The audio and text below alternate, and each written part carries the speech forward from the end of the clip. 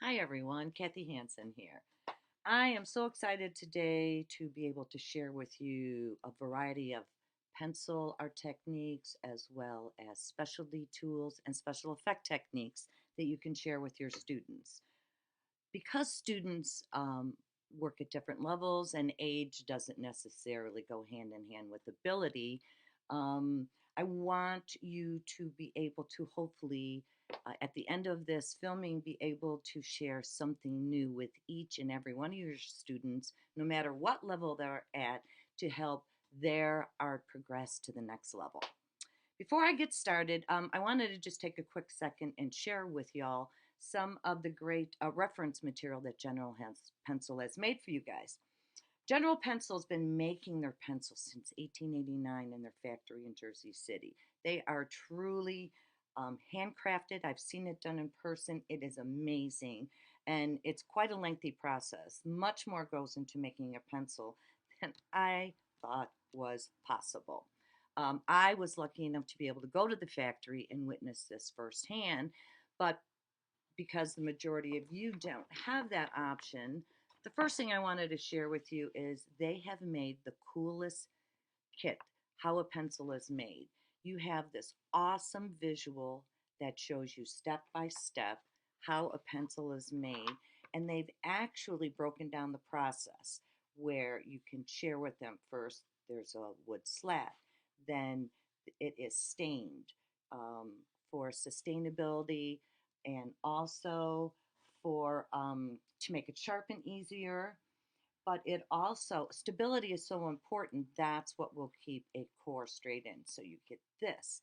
Then it goes through the next process where all the slats are articulately created. You have to have it totally even, or your lead is not going to be in the middle of the pencil. And that's when you have problems where you sharpen it, only one side is exposed, the other one isn't.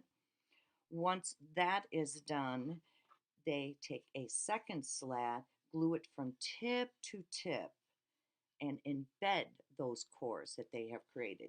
Now, this is very, very important. It's called their carbo weld formula. Tip to tip is glued.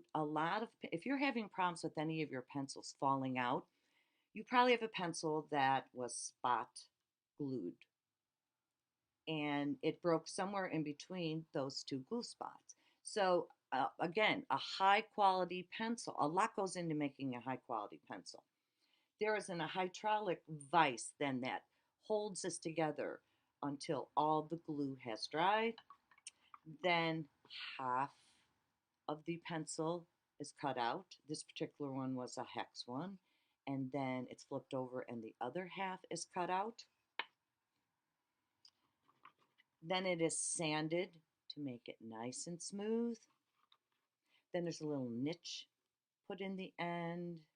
The ferrule is attached, and then the eraser is attached to it. If it is one that's left in its natural state, then the logo is hand stamped on it. If it is colored, several layers of paint are put on this first. When it is totally dried, then it is hand stamped. Pencils are made of a mixture of clay and graphite. And this is the most important thing I can share with you. A high quality pencil, the majority of graphite is much higher than the clay mixture. And a high quality pencil, each degree of pencil, this formula changes up. The higher and softer the pencil, the more graphite, the harder and lighter the degree, it has less graphite, but not necessarily more filler. Student grade pencils have a lot of this and only a tiny bit of graphite. And that's why it's very limiting for the students. And lots of times they are not going to have a lot of success in their drawing because if you don't have a lot of pigment sitting on top of the paper, you're very limited in how much you can move it and manipulate it. All right, enough of that. That whole kit is made available for you to share in the classroom if you would like. We are going to be attaching a few of these at a glance reference sheets for you guys that we created, because the reason we have so many different formulas is each different formula performs a different job. And this gives you a quick at a glance which pencil to choose, but also some of the special effect techniques I show are also noted in here, which ones sometimes you can wet, which I'm going to show you. This eraser guide is invaluable that we're going to share with you guys. It not only tells you the features of it, how, you know, what it's made of, but the benefits of it, and then also the mediums it's compatible with for erasing and the surfaces it erases best on. Knowledge is power with the kids. This is one of the things I really, really want to go over with you. There's many options they have out there to create the exact look that they want in a drawing. If you choose the wrong degree of pencil or the wrong surface or the wrong eraser, you're setting yourself up for failure. So at a glance, real fast, I want to talk about drawing papers. There is newsprint to sort of sketch your ideas out on. There's sketch paper, which is lightweight drawing paper. And then there's heavier poundage drawing paper. Whenever possible, um, use drawing paper if you plan to do a lot of blending and erasing. You're going to be more limited with your sketch paper. I can't say no sketch paper is going to give you the effect you want, because pencils react differently on different types of paper. It depends not only on the weight, but the surface coating of it. What I look for in a good drawing paper is it going to effortlessly erase, or is that pigment going to instantly embed itself, so it's going to leave a stain even if you use a high quality eraser? This is what I was talking about before. Is it going to sit on top of the paper so you can blend it out nicely? Or is it going to suck it right in? Okay. This is 80-pound paper. Drawing paper comes in white, off-white, and cream. Again, this was the same paper, so you see it effortlessly lifts out eraser debris, and it lets the pigment sit on top of the paper so you can blend it, move it, create a lot of great effects. Sometimes you don't have the option of using a good high quality drawing paper, or you have an overabundance of some of these other papers. So I wanted to take a second and just visually show you illustration board. It will lift out that pigment grade. You have some blendability, but all the lines won't totally dissolve, so it must grab it a little bit more. Vellum blends a little bit nicer than illustration board. Mixed media actually blends pretty darn good, but it's going to leave some of that pigment behind, so you're not going to get a bright white. Machine made watercolor paper up here actually blends well too, but it shows a little more texture because you have more hills and valleys in watercolor paper. So in a valley, it's going to be darker. At the top of the hill, less pigment is going to be there. That's why you're going to get a lot of values and a little more of a textural effect. But it does erase out nicely. We also have vellum. Vellum is going to lift out great, and for the most part, blends very, very nicely. Marker paper is much thinner.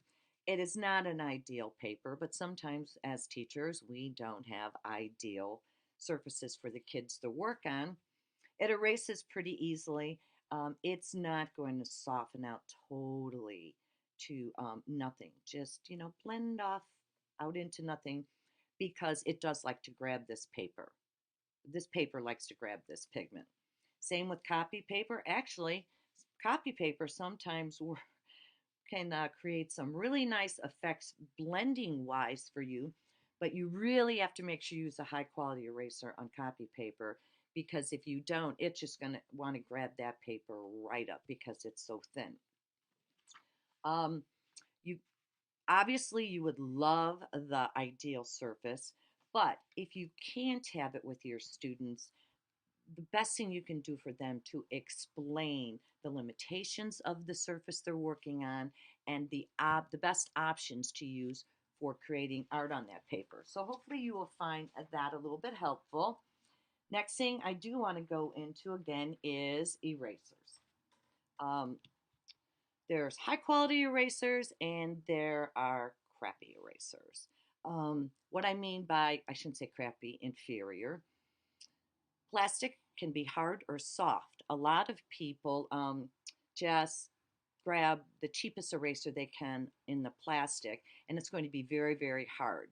Hard ones are going to just grab that paper or grab that pigment and not remove it, but just pull it across the paper. Um, General makes all their pencils. They do not make all their erasers. They've had a long-standing relationship with the Factus company in Spain. We have the top of the line Factus erasers at General Pencil, which is wonderful because I utilize erasers a lot.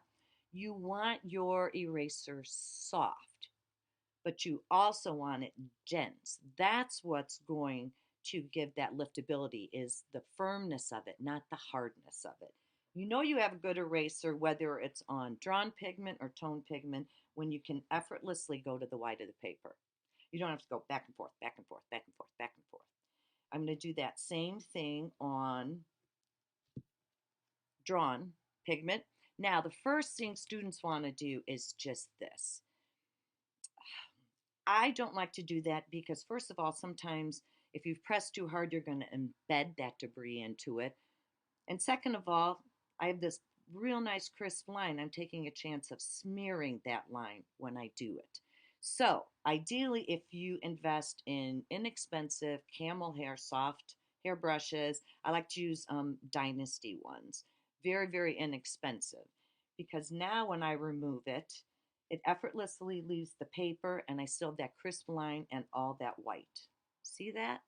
Now, drawn pigment, sometimes you can't just do one pass like tone pigment. But even if you do a second and a third pass with it on the drawn, effortlessly to the white of the paper. So that's what a plastic eraser will do. Um, this is extra soft white vinyl. If I can only afford one eraser, this would be my eraser of choice because this effortlessly will erase pastel, watercolor pencil, graphite, and charcoal. It is extra soft white vinyl. It is so delicate, even the most delicate papers or cheap thin papers will not grab it. It will not um, lift up the top surface layer of your delicate papers. The surface integrity of delicate papers will never be compromised, and but it also works very well on your cheap papers to try to remove the pigment and not embed it. Here is that extra soft white vinyl eraser, and here it is again on drawn pigment surfaces. The only thing that sometimes is not capable of removing is super dark layer upon layer of dark embedded graphite. Sometimes to get it totally to the white of the paper, you would have to use that high quality plastic eraser because it's firmer. This is so soft. So ideally, if I can have two erasers, I would have both of these. If I can only afford one, I would get that extra soft white vinyl eraser, which is so versatile. You can cut it into shapes. You can stamp with it. You can put inks or markers on it and create designs, and then effortlessly take that dirty right off because it is a self-cleaning eraser. You'll get it back to the white of the paper. General also has a black 18 Factus eraser. This really was created when you are working on toned or dark papers. There is no way it's going to leave a ghost mark or partially lift up some of the tone color. Yet on white paper, it does not leave a dark mark. So this is a wonderful eraser to have to work in graphite, on white paper, as well as tone papers. This is a luxury, but I utilize it all the time. This is that same soft eraser in a pen style form. What I love about it is I have no view obstruction with this, whereas I could have created with any of the other erasers the same thing, but you see I've got the eraser blocking my view. I forgot to do that black 18 here too. You know, I mean, isn't it wonderful to see how effortlessly these just cross right across the paper? So that is going to be your BM2. Let's get these lined up for you. The next eraser that's fun to have in the classroom is the tri-tip. This also is created in an oval shape, but I love working with this because I have all these different surface areas to remove pigment. And as you can see, this is another one, boom, boom, boom, effortlessly will erase. And especially if you're working on inferior paper, guys, the importance of a good eraser is so valuable. Last but not least, we have a kneaded eraser. Kneaded erasers are not meant to totally erase, even though they will, but they are meant to alter and partially lift out pigment. Um, a high quality one will do that. This one has been used for a while. If it was straight out of the packaging, it would have lifted even more. Pressure is very important when working with a kneaded eraser with these kids because the harder you press, the more pigment it's going to remove. And it's much easier to remove more pigment than less pigment. So I always tell them start out with a light touch. If it's straight out of the package, you won't have this problem with generals, but I'm going to share this with you because some of the other ones, a lot of people have told me recently that oil has come to the surface and it almost leaves an oily residue on their paper.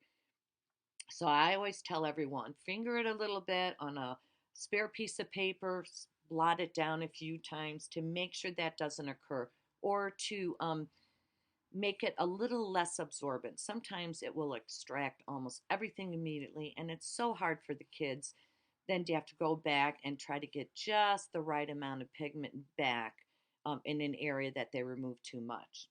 So erasers are very, very important in the whole scheme of things. The next thing I want to share with you all is really the anatomy of a pencil. A pencil is capable of creating so many different marks if you just really stop and think about it. Right out of the package, it has a sharp point. Sharp points are meant to be used for detail controlled line work. Handwriting position, sharp point, detailed lines. Okay.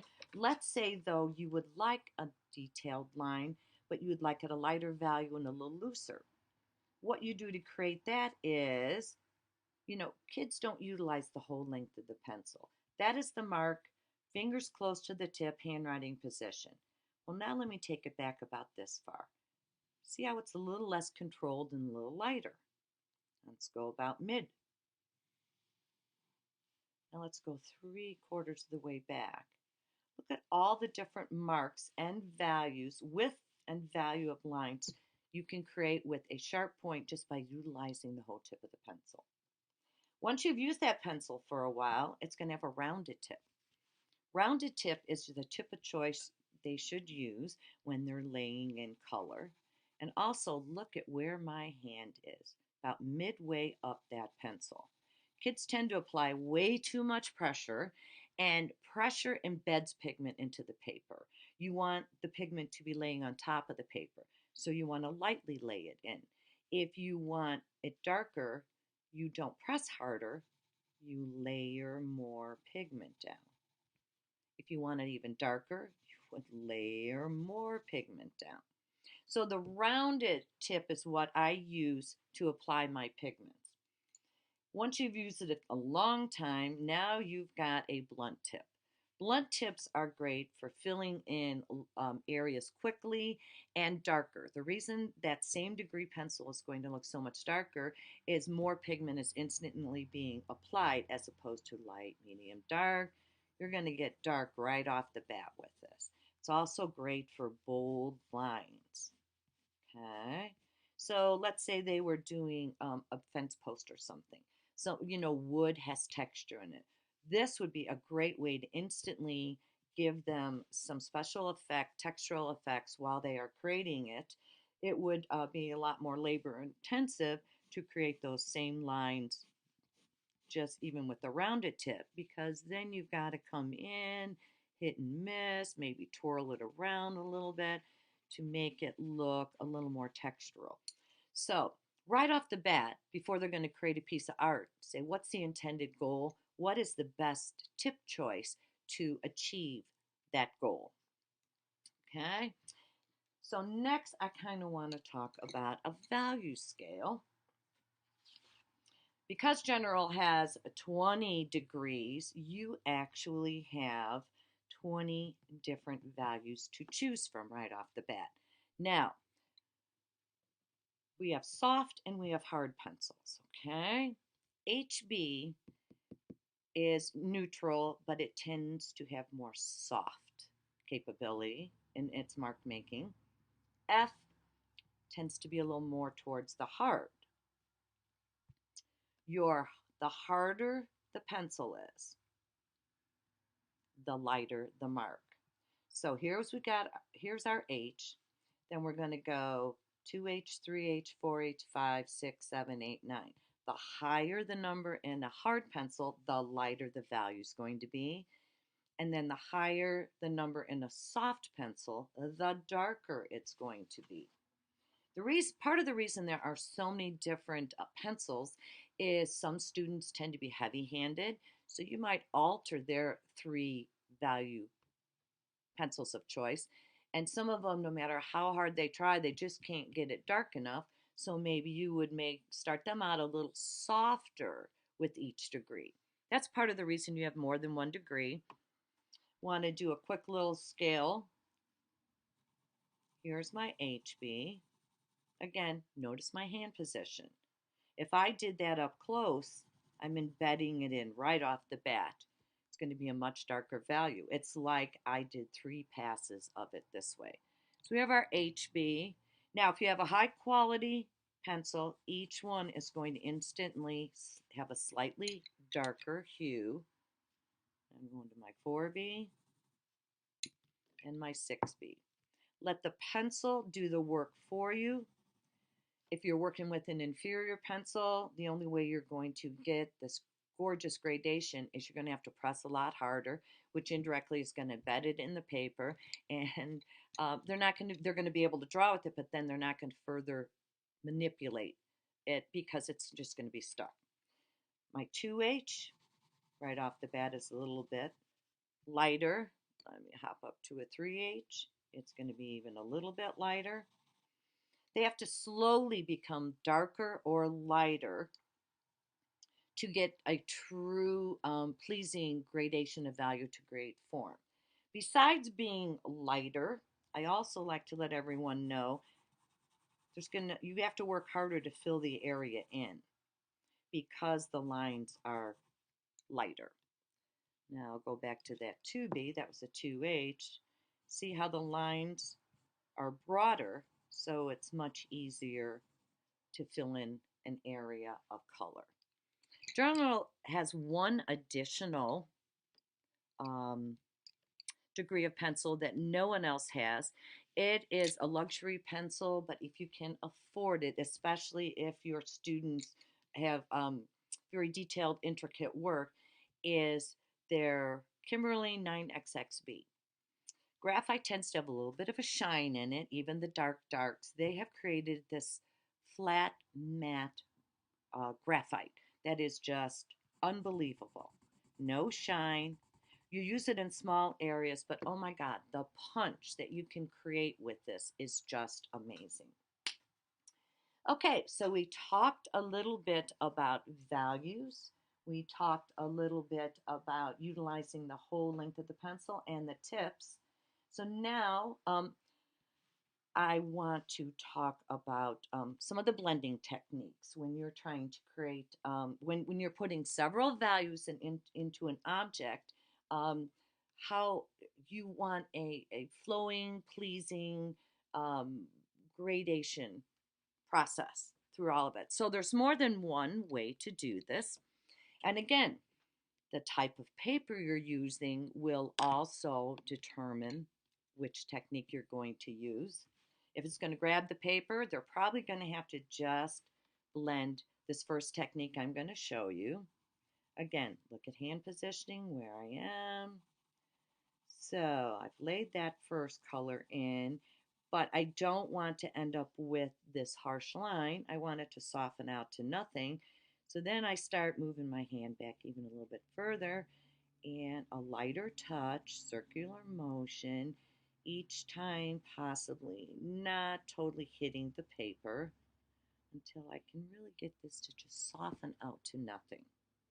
Okay, same thing if I was going to put a second value in. Now, this is real important to share with your students. If we really want the blending to end about here, because we want to make sure some of that first value is still showing, you're really only going to draw to about here, and then you're going to start that same process of lighter and lighter pressure lift off. So I'm going to get all this in about to here. Now I'm going to go back a little, and I'm starting to soften it out. And hopefully by there, I have lost that second value edge, and I still have a lot of the first value showing. Now, for your dark darks, the same thing. I'm going to start here and just apply a tiny amount, which hopefully will end right about here. Go back on the pencil. So that's a quick, easy way to show them how they can create several values and they effortlessly will just blend into the next one. Another way they can do it is, let's lay in the light value. And they can either use a blending stump or a tortillon. A blending stump, I'll show you in a minute, tends to not only blend but grab a little of that pigment. So it's good to know if they have applied it darker than they wanted to, then blending stump's their best option because it will blend it out, but it also will grab a little bit of that color and make that marking area lighter.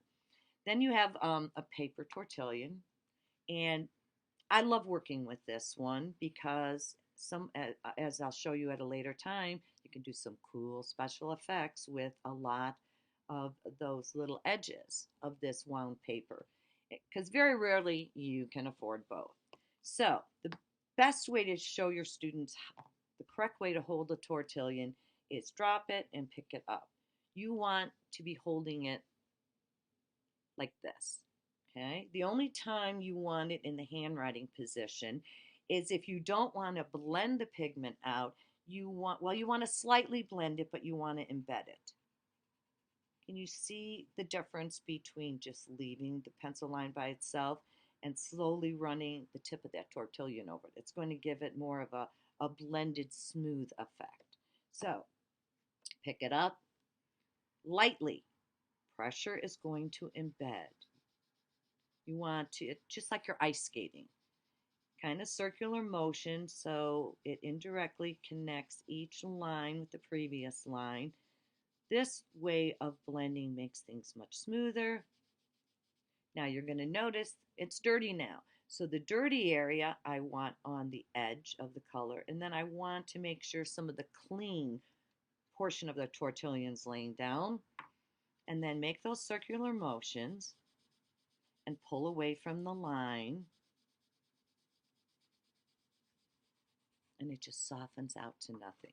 Now, I'm looking at the screen right now, and it kind of looks like right here there is a distinct area. It isn't. It's just the lighting. So this just, it slowly just melded out lighter and lighter and lighter and lighter and lighter. We're going to do the same thing again, this technique with our medium value. Slowly soften those edges, then start the circular. And then the same thing with the darkest. Run it back and forth. Slowly work it out. This is the technique I use if I'm doing flowers, leaves, glass, metal even, because metal's very smooth. I will tend to use this technique if I'm doing things that have a lot of texture, um, wood, uh, rocks, ground, tree trunks, anything like that. So, again, this is what I mean by options. Share with your students all these options and then say, what's the intended look? So, what is your best option and best tools to be using to create the effect you want? So, now we know how to blend. Now, I want to share with you some mark making techniques because mark making is the way a pencil communicates something's moving, or it's very calm, or it's very soft, or it's fuzzy, or it's textured, um, uh, moving in the wind. So, different mark making techniques are going to give different effects. Another way to get a textured way of leaving a pattern as well as a little more value would be good old fashioned crosshatch or hatch. Now I'm going to crosshatch. Now I'm going to three-way hatch. And I'm going to four-way hatch. The more directions, the more it's going to fill in. And we can keep just going all the way till it's totally filled in. And it's going to give a textural shadowed area. So that's one way to do it. But let's say we want something to appear soft, diffused, moving. Okay, we got all kinds of these kind of lines. Again, notice that hand position. I am not in that tight handwriting position. Okay, further out they are. More the wider the paper you show, the looser it's going to be. The closer the lines are, it's going to start taking on a different look. It's really great to have them do a mark making journal. As many facts as they can write down, they can flip through it and say, okay, these are all my options. It helps with that thought process. They can make lines that are straight, they're going to seem stationary. If they curve them, they're going to look more of a movement mark.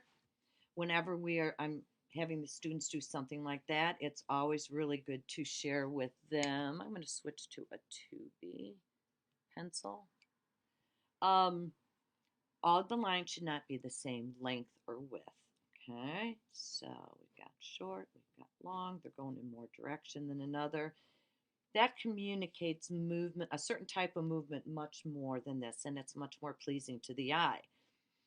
As your kids are older, if you want to challenge them a little more, that was a 2B. Let's do some HB, or no, let's do some 2H, a little harder, actually in the handwriting position. These are going to be lighter, thinner, and more controlled. That's going to add a little more depth. And then let's go maybe even up to our 6B and have them do a few more in a few areas. See how more than one value introduces form and dimension, but more than one width of a mark adds additional interest. There are so many options they have to make their work more interesting. And I like to share it at all different levels because, again, age and ability don't necessarily go hand in hand. You don't want to overwhelm someone who pencil art is not their strength. They're doing their darndest. But you also want to inspire someone who has mastered these skills beautifully and is ready to go to the next level. Okay, we can go back to some more mark making. We have circles that are just touching each other. Now it's going to look different if we slightly overlap them. And it's going to even look different when we totally overlap them. This is real good to do, say for a rabbit's tail or something. By overlapping them, it's going to look denser, but still having some of that area exposed is going to give the illusion that it's soft too. So, depending on what they're doing, which way to approach it. You can say for the younger kids, let's make some movement marks that look like the letter M. Combine them. That's a real easy way to make grass or something. We also have W's. Combine them. Gives a little bit of a different look. Because we tend, believe it or not, to put more pressure in a downward stroke than an upward stroke. So they're also going to be darker and seem a little denser than that way. You know, younger kids, W's can be waves. You take the mark and you bring it up to the level of the student or down in your explanation and your and the visual you're going to be using. Pointillism, they tend to, you want tight pointillism, all the same value, all the same shape. Have them have their hands close to the pencil tip. If you want it looser, have them back up a little bit. Well, they're going to have less control because when it hits the paper this way, it's going to leave that mark. It's going to leave different shape marks as well as different values. So that's going to seem a little looser. We can just make loose marks this way. We could also make them this way, depending on the object we're working on. We can have hit and miss lines in either direction. Very controlled hit and miss lines. You can also hit and miss lines almost like a graining effect. Hopefully this is showing up for you. Different shapes and sizes. You see how that could become graining in something? You can do those same hit and miss lines, but more concentrated areas and different widths. This is going to give another different look.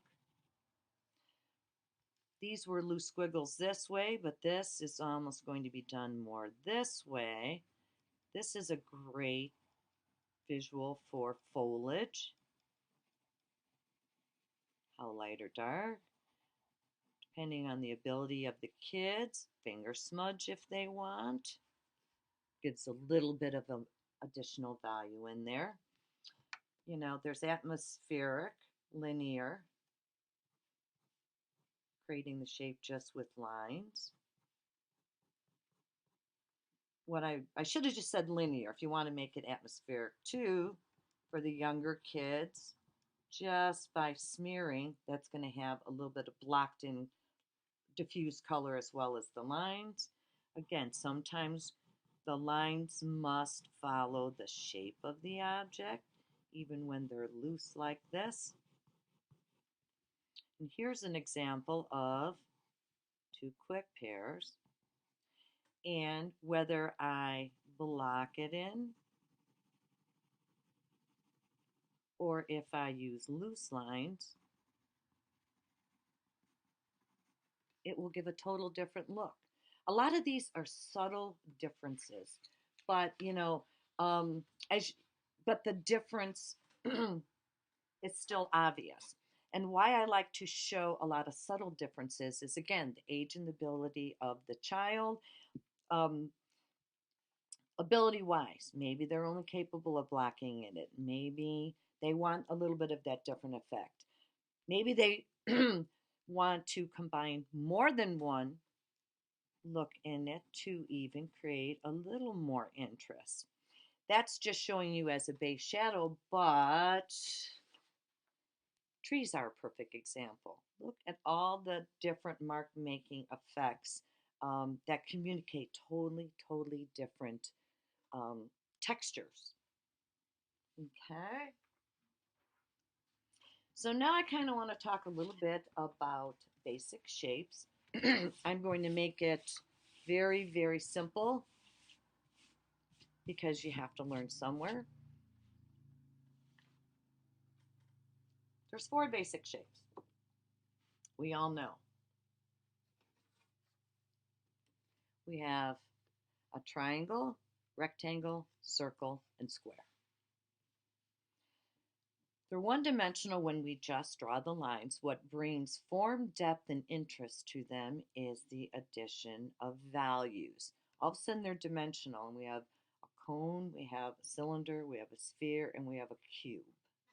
I like to show it in color because it really pops for you that way. But bottom line, we've now shared values. And we've shared markings. Now I want to just share some basic drawing and perspective with you guys. Anything you draw is started out one of the four basic shapes or a combination of them. For instance, a circle really could be turned into a pear if it's described as a small circle with an intersecting larger circle. Step one. Step two is then taking the line that you have created. I'm going to do this dark. The cheat mark, I like to call it, and then refining it into the actual shape you want. And obviously, you would remove all the lines you didn't need. The third step is when you introduce values for form. And then the fourth step is where you add all those fine additional details. We'll go a little deeper into that in a few seconds. So a pear started out a circle. Actually, the stem of a pear started out a triangle. Something else that starts out a triangle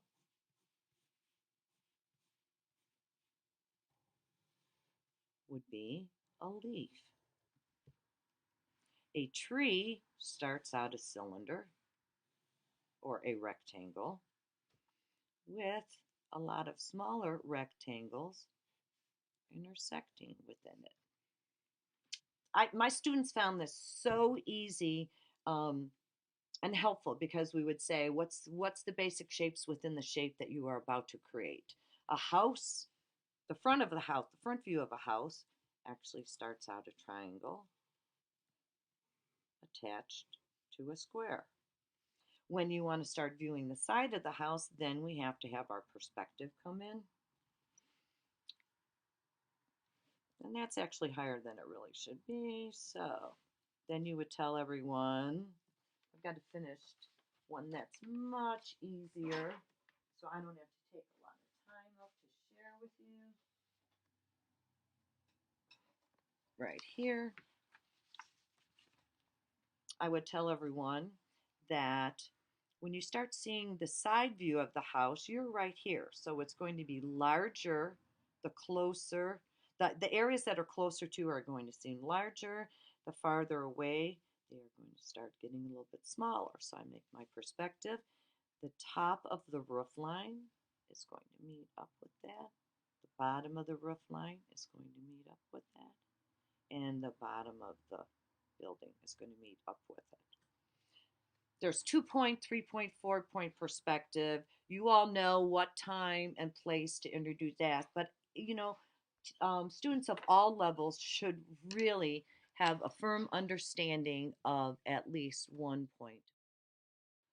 If a student is still having problems creating an object that's balanced on both sides, there's always grids on paper as tools and also plastic grids, which really will help the student because they can line up the lines on both sides to get equal distances, widths, and outside line balances with them. Before they begin their project, you're going to say what approach you're going to take because they have the option of a linear approach, creating everything just through lines, blocking in the color, all the different values, or a combination of both, an atmospheric approach, which is going to utilize both blocked in color and lines. They also have the option as they're placing the color in to make it more distinct, just drawn in, or to actually blend it out, which are all techniques I previously shared. Another problem students have is they tend to rush it. They think they have to accomplish much more in each step than they really do. By taking it slow, it's much easier to correct and in the long run, add more interest and value. So remember, first draw the shape or the basic shapes within the shape, those nice loose lines, refine the outline. Then they want to add all the different values, and at the very end, add those details. Sometimes they tend to put the values in way too quickly or details before their values have been done correctly, and it's just more to erase and try to correct. Here's another version of that basically. Step one, draw the basic shapes and then refine them.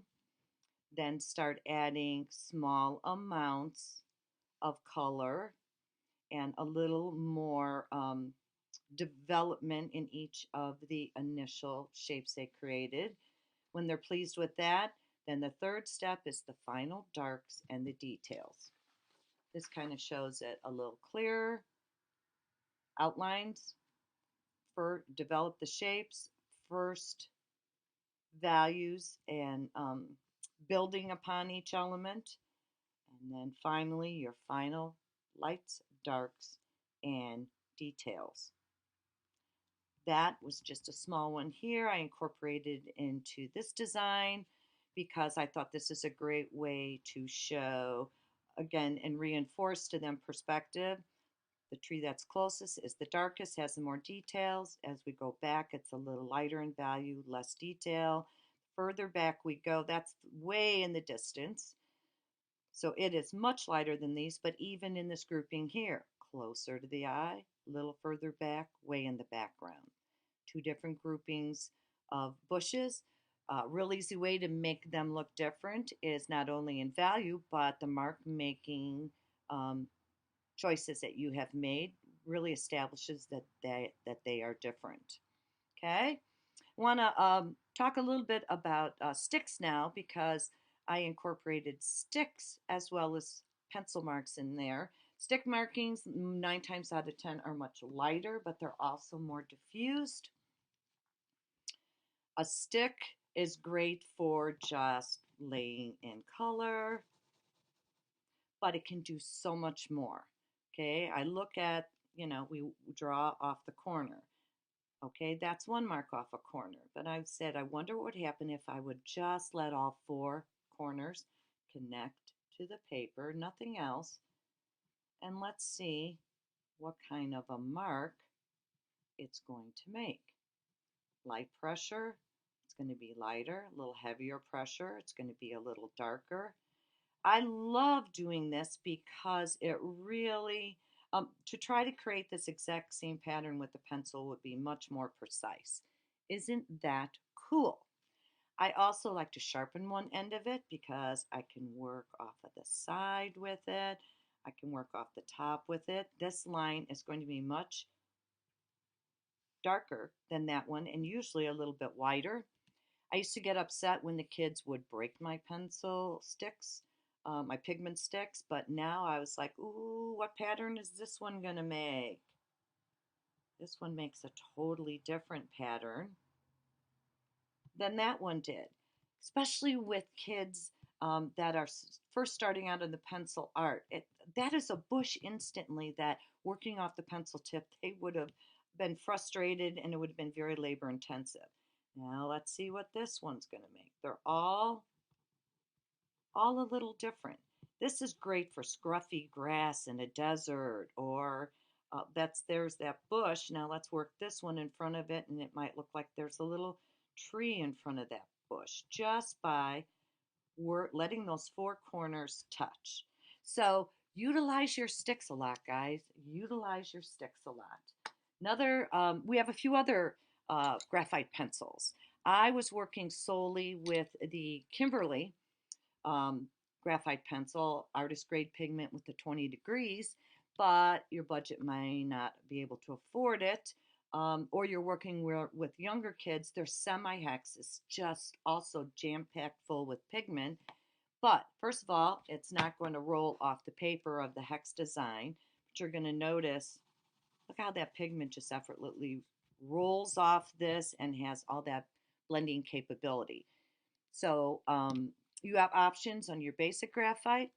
If someone is going to be doing a design that's all linear or has a lot of border detail work or whatever, the drafting pencil is a wonderful pencil to have. The sole purpose of this is to allow the artist to draw for extended periods of time and the tip doesn't change. So you're going to get the same width and the same value line over and over and over. I could spend 20 minutes doing this. So, a lot of these specialty pencils have one purpose, and that's the purpose of this particular pencil. We also have our ebony layout pencil, which, son of a gun, I don't know where mine is, so I'm gonna hop to another one till I can find it. We also have woodless,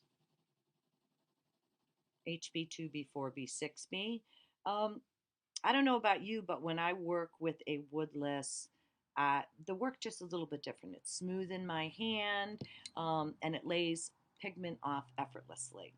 We also have a flat sketch pencil, great for bold marks, but also calligraphy effects or something. That's fun to introduce to your students. And also that famous layout pencil that I was talking to you about. A layout pencil is basically General Pencil's version of an ebony pencil. Instead of saying ebony, we call ours a layout extra black pencil. Layout pencils, ebony pencil slash ebony, are wonderful to have if by some great chance you're out sketching, plein air, or you only can have one pencil because it is capable of creating very light, medium, and very dark marks when you're in a pinch. You got to work it a little harder to get all of these, but it is capable, depending on hand positioning and how much you layer, of creating several values. What we found out our layout does over the other ebony pencils is lots of times you like to document something you're doing. It smears less than a lot of the other pencils out there. This is basically going to be the end of segment one. I'm going to add on to this video and show a lot of cool special effect techniques and also water soluble graphite for those of you that have students that you really would like to give them some additional tools to build off of to take their artwork to the next level. Um, uh, um, School Specialty carries a lot of General's pencils, whether it's in class packs or dozens or individuals. This year, you guys had to work, send your students home to do a lot of work virtually. So some of these individual packs work wonderful because each child has the necessary degrees, eraser, and sometimes even the sharpener right at their disposal. That gorgeous BM2 eraser, I'd like to let you know there are also refills available for them. Each one of those leads are going to last a long time. For the advanced students, we have a #1 kit that has a variety of charcoal, graphite sticks, and willow in it. The younger kids, the Sketchmate is another one of those all-in-one. Gives you that ebony layout, charcoal, graphite, sharpener, eraser, and the sanding paddle that I'm going to show you guys in just a few minutes. The regular graphite also comes in boxes that I just shared with you. Boxes. The 25 kit has 10 degrees of pencils in it. But yet we also have huge class pack or individuals, as well as for some of those specialty ones like the 9XXB. I hope you enjoyed this. This is the end of part one. I'm going to be back in just a second with all of the supplies needed for Pencil Art 102. Once your student has honed good, strong, basic pencil art theory and techniques and applications, it's fun to introduce to them a special pencil, a favorite of mine. It's water-soluble graphite. It's called a Sketch and Wash pencil.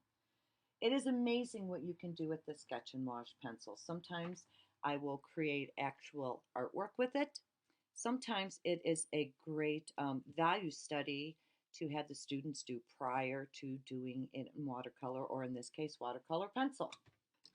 There's a few things you have to think about before you work with a sketch and wash pencil to create a design. Um, First of all these pigment lines are going to dissolve. So when they're sketching out the design, they have two options. They can either draw it first with a very, very light pencil, like a 2H, and then go back and work on the design, because that 2H really won't show up that much. Or they can just draw it right with the sketch and wash pencil, but they if they choose this option, you do not draw the entire outer outline of the shape. You allow hit and miss areas. This way, you're going to have different values on the edges. If I were to have completely drawn this in, I would have that same value totally around the outer edge of that pear, and it would have flattened the object out. So that's the first thing you remember. Second thing is, the white of the paper is going to represent their light area. So they are going to be lightly applying the pigment of the medium value on it right away. Now, because this is a rounded object, you noticed on the sides, I did not take it all the way to the edge, because we are going to be dealing with reflective light, especially on this side, because I've got an upper left light source. Now, this is something you might have them do first. Draw lightly, and then also draw a second pass over it, because you'll see the more pigment you lay down, the darker it's going to be. You want to make sure they're working on good quality watercolor paper that can accept a lot of water. If that's not the option, then they have to use less water. There's a lot of things to consider when you're working with any type of pigment that a lot of water is going to be introduced to it. So you want to wet the lightest area first. Make sure that's nice and wet, because then when the pigment meets up with it, it's going to create a lot of additional values. So for the most part, my light area is wet. Now the magic starts. See, when the water comes in contact with it, it dissolves all those lines. That additional water is creating additional values as the pigment moves further into the water. While it's still wet, if they don't like the design, they can, let's fine tune this puppy. I love doing pears because not all pears are perfectly proportioned. Now, that's pretty light. They can just let that dry and come back and draw additional color in an area that they want darker, or right off the bat, let's pretend on a separate piece of paper, let's pretend this is a separate one. I always draw some extra pigment. So if they're really versed in water media, they can do right off the bat. See how I'm activating that pigment, loading it on my brush. They could paint it in right away. But I like to give both options, because, that's not the case with all of your students. They progress at different levels. So this was one way. And again, it's still wet, so I can pull that out a little bit. That's how I effortlessly got all those degrees at once. Like I said, this is dried. So if they want a real bold color in an area, we can draw again, because the previous pigment is not going to reactivate. When we do this though, if they want the color to go about out to here, have them start way back here wetting, because then you can ensure that pigment is going to just soften out to nothing, and they're not going to have a hard color line. So that's another way that you can work with it. If you draw on the paper while it's wet, you are going to get very bold color. Sometimes that's cool for a special effect. You can see I also drew when it was wet right here, and the beginning stages of the stem right there, because I wanted a little darker there. So that's one of the things that you can do with the sketch and wash pencil. Because when it dries, it's permanent, you can also come back afterwards and put some watercolor pencil on top of it, which really gives a great effect because the gray tones filter through and it almost has a really cool energy about it. Okay. So you can, or what's really cool is this could have just been the beginning stages of a graphite project they were going to be working on. I would do that on a mixed media paper. And when it dried, then I would say, now, further develop this all the way to completion, just using your sticks and your traditional pencils. It will still have more of a painterly feel to it with those first values established in this way. So that is a fun pencil to work with for some of your more advanced students. Here's a quick visual of it with just a stamp background because maybe this would be great to use for some of your younger students. You'll notice very, very interesting center and line work here because again, the width of the lines are different and the values. Some were done by drawing on wet paper, which were the bolder lines. The softer lines were drawn on the dry paper, and the real thin, delicate lines were done by loading the brush to create some of these thin lines. So you have those thin lines and on dry paper lines, and then you would have had on wet paper lines are going to be even bolder. It just reinforces again different widths, lengths, and values of lines add so much more interest in any area. I kind of digressed. I drew light and dark. This shows the lighter the pigment is laid down, the lighter the value. More pigment laid down is going to give you a bolder. Do you notice the entire time I am blending this, I have never lifted this brush off the paper? That is because watercolor brushes are meant to, every time they touch the paper, release more water. And if they keep going a little, going a little, going a little, going a little, look at that huge puddle of water I have. Whereas when I just lay it down and never move it, there is less water deposited on the paper. I want to show you one more. I'm gonna go into the cool special effect techniques now. So I'm going to start right off the bat showing you a cool technique. You can create objects with this pencil by never drawing with it. We are going to utilize that pigment in a different way. I am going to make a really cool birch tree for all you guys right now. Isn't that cool? Say yes. Ooh. All right, to do that, I want to have a sanding paddle handy. I also have two Sketch and Morse pencils. One of them I'm going to be wetting, so I always flag the ones I'm going to wet. You really should not wet this pencil because water's seeping up that core, and through long extended periods of time, eventually I'm weakening that core, and every time I go to sharpen it, it's going to break. Probably take a year for this to happen, but I don't want all my pencils to break, just the ones I've designated to wet, so I always flag them, okay? So I'm going to have a wet and a dry one. If you don't have a sanding paddle, you can use an emery board. It just won't grate the pigment off as quickly, and you tend to get finer granules when you use that. But, sometimes that's all you got to work with, so we adapt. To make the shape of the tree, I am just wetting it. And then I'm going to position the paddle over the pencil. I don't move this back and forth. I move the pencil and then I stop, shake, stop. That's how I'm in control of the placement. So I'm going to grate some pigment, and less is more. They're going to have so much fun doing this. They're going to want to put way too much on. So I always say less is more because you can always come back and add a little more at another time. You just want a little bit here and there all the way around. Now notice that the particles extend past the tree. No problem, because it only is going to stick where it finds moisture.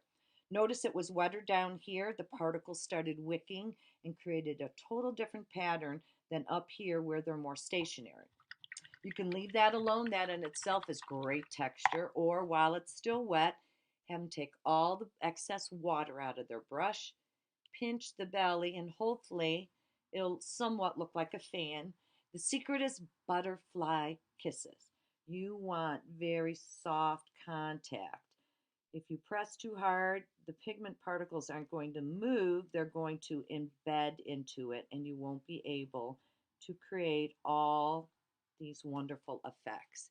Isn't that so cool? Now, it's still wet enough now. I could come in with a little more right there, but I also could have waited till it dried and then come back and added a little more. Boom, we have a birch tree. Now I'm going to switch over to my tape pencil and I'm going to wet it. If I were to have just set this down, it would have created, well, I'll use this one. It would have created just a nice bold mark because the water is dissolving all that pigment. Sometimes I just want that. Sometimes, though, I want a bold mark with additional soft values around it because it would have been too stark in a white area and it would flatten that area. So watch, I lay it down, it's dissolving the pigment, but as I lift, do you see how I get all those additional wonderful values wicking out to create even more depth and interest? It's all in relationship to what effect am I trying to create in this tree. The drier it is, the more stationary they're going to be. The wetter it is, the more they're going to wick out and create all these cool effects. I like to share with you 3 different ways to make a limb too, because if you're doing a grouping, you have to use different techniques. So some of these limbs will actually communicate. I'm in front of another one, so you're going to see more of me. So if you create one while the pencil's super wet, as you can tell, look at this bold value that you're going to get to work with. Okay? If I draw and wet with it, the reason we got such great results on the pears, we dissolved all the pigment particles. But if you just get in and leave some of those particles, see how you'll get some texture? Or if you only wet part of it, it's only going to get darker where it's come into contact with moisture. So if you draw and wet that tree limb, you are going to be in control of, do I want to make it lighter, darker? Do I want texture evident in part of this or not? If I want texture, I just sort of get in and out and I don't really dissolve all of it. That also is going to create additional lights and darks.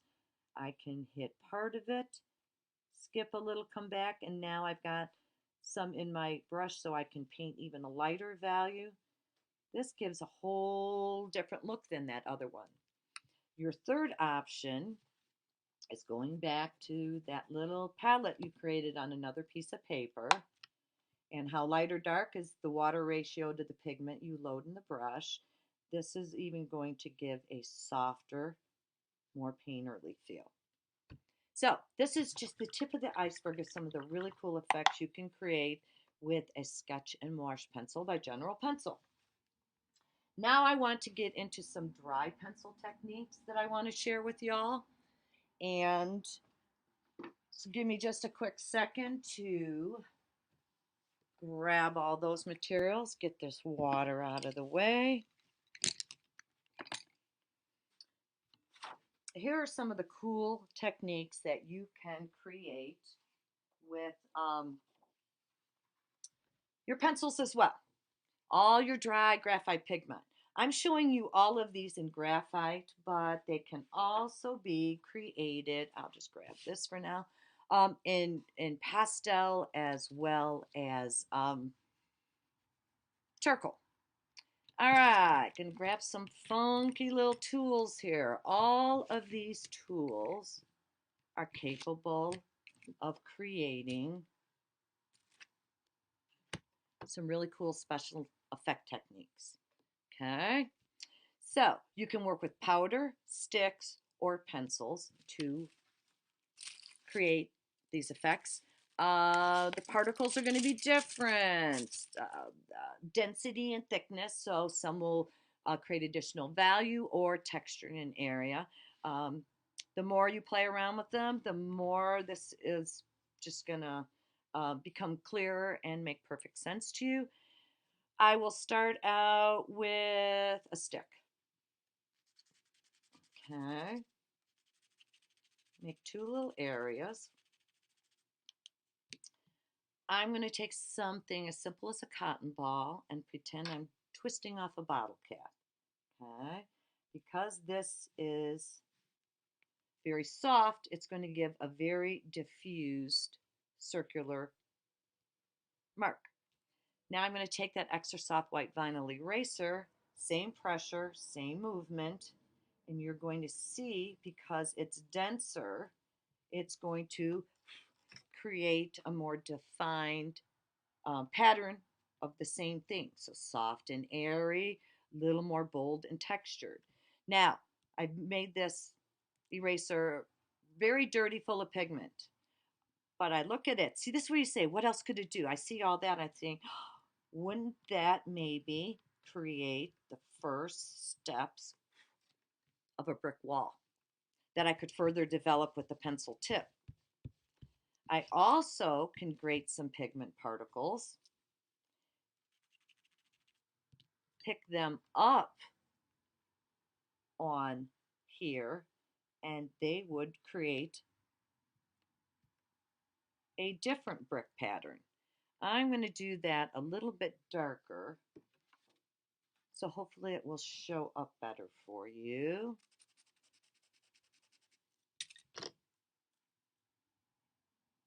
Use the other side of my eraser. That's nice and clean. Pick those particles up so you can see them. Stamp with them. Okay, I know why. Is I'm working on a very spongy background. I do not have a hard paper surface. So that's another thing to share is, it's got a lot more give when I work with it that way. Let me rinse that off. Load it up again. Stamp with it. Make a liar out of me. Okay. And that probably is because I had used a very soft pigment. So now I'm going to show it to you with an HB. There's a lot of experimentation going on here. It didn't work well. What's another way to approach it that maybe it will work a little better? That's all part of the process, part of the excitement. A little more obvious, okay? So that's one thing you can do. Look at all I shared with you before, tortillions. Um, these cotton balls are great for soft effects in the background, or, a flame. That is going to give a great movement marking right there that there is a flame happening here or whatever. Moving it all around with different widths and pressures is going to create soft effects like that. Okay. Another thing you can do is utilize stencils. Now that you know you can work with it in powder form, um, utilizing brushes. I showed you I always use a soft camel hairbrush to remove it, but this is the perfect time to utilize all those old acrylic brushes that you would have thrown out. They become my pencil art brushes. I load them with pigment. You can have part of a stencil design in the background, then with artwork coming out on top of it. You can also use drywall tape. I love this because it adheres itself to the area, so it's very easy for the kids to create powder pigment areas over it without it moving around. Whenever I have them utilize this, I say mix up the pressures. A light pressure will leave a lighter value. Darker pressure will create a darker mark, and it makes it much more dimensional and interesting when you have more than one value in it. I like to bring my extra soft white vinyl eraser sometimes into this. What's great about that ES20, it will actually lift partial pigment like a kneaded eraser. So if an area is too dark, if you just set it in with light pressure, it'll lift a little. If you apply more pressure, it will lift even more pigment. That is a fun way to create a very subtle background and then do pencil tip art on top of it. So that is what it would look like, all the same value background. But even a pattern within a pattern sometimes is cool. Lay this, push it down, lift it up, push it down, lift it up, push it down, lift it up. So that's a way to get a pattern within a pattern, which is kind of cool. Another inexpensive way to utilize a template is just to take a good old-fashioned paper doily that you can get in the store in the baking section. Load your brush with pigment, or actually just grate the pigment on top of it. I'll do half and half. So I'm going to load the brush with pigment over here. Softly bring it over all the openings, then softly bring it out. I could also have extended it softly using that cotton ball. Again, depending on the age and the ability of the kids, what's the best way for them to bring it out further? Or let's get that pencil pigment in there again, just grate it. Might be a little more textural because all those particles might not totally end up being broken up depending on how they're approaching it. And voila, look at that great design that you have right off the bat, which is so cool to incorporate within a design. These back here, the background flowers, we just blocked in and subtractively took most of the pigment out. Middle value was just that paper doily laid down. And the foreground flowers, we actually utilized the pencil tip and developed them. So this is what I mean by having more than one look within a design, or utilizing more than one technique in a design to add additional interest. There's lots of specialty papers that you can also use. What design do you think this might make?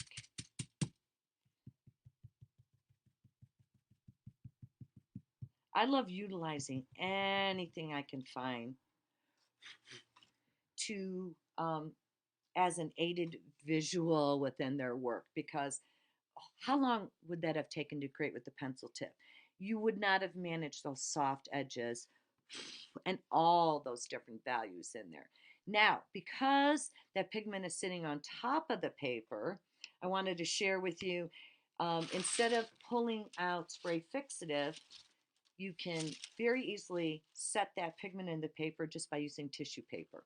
There's a shiny side and a dull absorbent side. Dull absorbent side is what you want down. Take a tablespoon, it works better than a teaspoon, more surface area, and it is denser. So it's going to help push those particles in much more quickly and easily. Sometimes you have to do it more than once, depending, how much pigment's down there. You might have laid a lot, you might have laid a little. And then I have set that pigment in there. But I also keep this piece of paper because sometimes if there's enough of that pigment, I can turn it over in an area further in the design, and it will repeat it in a much softer, more diffused look. There's also fiber papers. Now, yes, this would have made a great pattern, but I noticed the fibers in it, and I was like, wow, wouldn't that be great if I could somehow get that line pattern to show up within the design. So I just basically brushed pigment over it, laid it down, and now I'm going to burnish again, pushing those particles into the paper.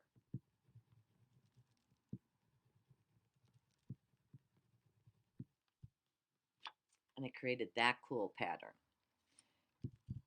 Here are so many more paper patterns, each one of them giving a different design. Hopefully you are starting to get excited about this and your mind is turning, going, oh, what else could I use? Whether it's in home, whether it's in your art closet, something you see discounted or whatever. So you'll hopefully start looking at everything a little bit differently and going, I wonder what pattern that would create or what special effect I could create with that. Again, makeup sponges of all shapes and sizes, Q-tips. Those will, they're also great blending tools that will give different effects. An old room key or credit card. Sadly, cardboard doesn't work as well, but sometimes something as simple as that will create great distress marks right off the bat in the trunk of a tree. My students' work just jumped to the next level when I introduced a lot of these type of techniques because they actually had a springboard to work off of. There's nothing scarier than a blank piece of paper. So first we experimented with all different types of mark making, whether it's pencil tip, grading the pigments, like I just showed you now, brushing them on, different blending techniques. They all give a little bit of a different mark. And if they have that visual journal of all their options, it was much easier for them to plan out a project because they could almost foresee in the future each step developing a little further because they had made that decision on, I'm going to use this pencil tip, hold the pencil this way, use this blending technique, or use this mark making or special effect texture technique to bring the whole design together to make it more interesting and to make it more dimensional. Um, I hope you enjoyed this and everyone is taking something away from it that they didn't know before. If that is the case, then I am so happy for both myself and you. I'm going to also offer as an attachment a drawing tutorial. It will have my email and my website on it. Feel free to contact me at any time. On the chance you don't get that, real fast, I'm going to tell you my email is kathihanson@gmail.com, or kathyhanson.com is another helpful tool for you. I have a few videos on it right now, and I'm planning to add a lot more of these quick little drawing tutorials or videos on special effect techniques or basic techniques utilizing different art supplies and tools. So thank you so much for joining me. Thank you for being a teacher because art does make a difference in lives. So thank you. Bye now.